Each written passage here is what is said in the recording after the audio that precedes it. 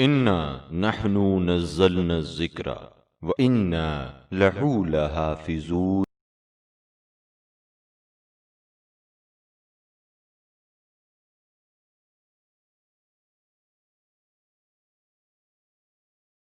बिस्मिल्लाहिर्रहमानिर्रहीम।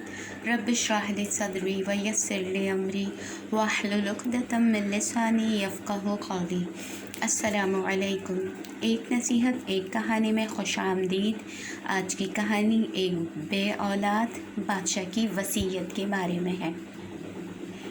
कहा जाता है कि किसी मुल्क में एक बादशाह हुकूमत किया करता था, लेकिन परवरदिगार आलम ने उसे बहुत सारी नेमतें दे रखी थी। बस अगर नहीं थी तो उसकी एक औलाद नहीं थी जो उसके मरने के बाद उसके तख्त पर आ सके। लिहाजा जब बादशाह की मौत का वक्त करीब आया तो इस बादशाह ने वसीयत की कि मेरी मौत के दूसरे ही दिन जो शख्स सबसे पहले शहर में दाखिल हो उसे मेरे तख्त पर बिठा दिया जाए।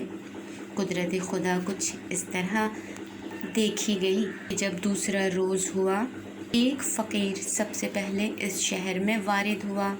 उमरा और वज़रा ने बादशाह की वसीयत पर अमल करते हुए ताज शाही इस फ़कीर की सर पर रख दिया। वो फ़कीर जो फटे पुराने और पैबंद लगे कपड़े पहनकर आया था और भीख मांगा करता था, तख्त शाही का मालिक बनकर निहायत खुश हुआ।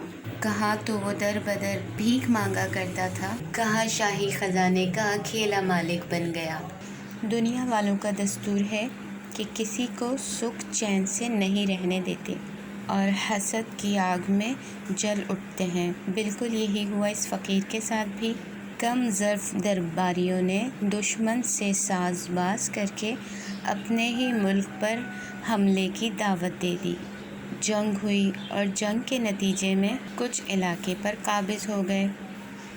वो इलाका छिन जाने से वो फ़कीर जो अब बादशाह बन गया था बहुत परेशान हुआ। थोड़े ही अरसे बाद फ़कीर बादशाह का एक साथी फ़कीर इधर आ निकला। अब जो इसने अपने दोस्त को आराम और ऐश की ज़िंदगी बसर करते हुए देखा तो बहुत खुश हुआ और इसे बादशाह बन जाने पर मुबारकबाद पेश की कि अल्लाह ताला ने उसका इस तरह मुकद्दर सवार दिया है, इसे फ़र्श से उठाकर अर्श पर बिठा दिया है और इसे दुनिया की बादशाही अता कर दी है, दुनिया की बादशाही बख्श दी है।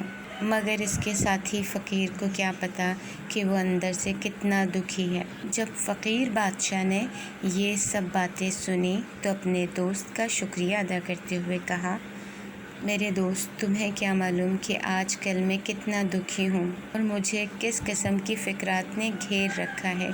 सच्ची बात तो ये है कि जब तक मैं तुम्हारी तरह फ़कीर था तो सिर्फ़ 2 रोटियों की फ़िक्र किया करता था, लेकिन अब मुझे अपनी ज़ात से ज़्यादा अपनी रियाया की फ़िक्र लगी रहती है।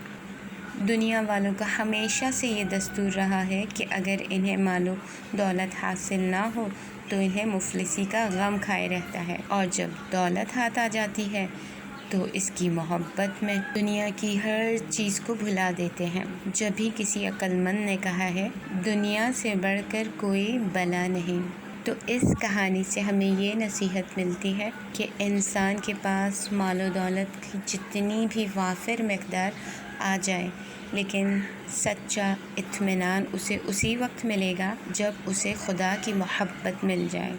अगर सच्ची मोहब्बत हासिल करनी है, सच्ची खुशी हासिल करनी है, सच्ची राहत और सच्चा सुकून हासिल करना है तो हिर्स हवस को छोड़ना होगा, कनात को अपनाना होगा, क्योंकि अल्लाह ताला कनात करने वालों को दोस्त रखता है।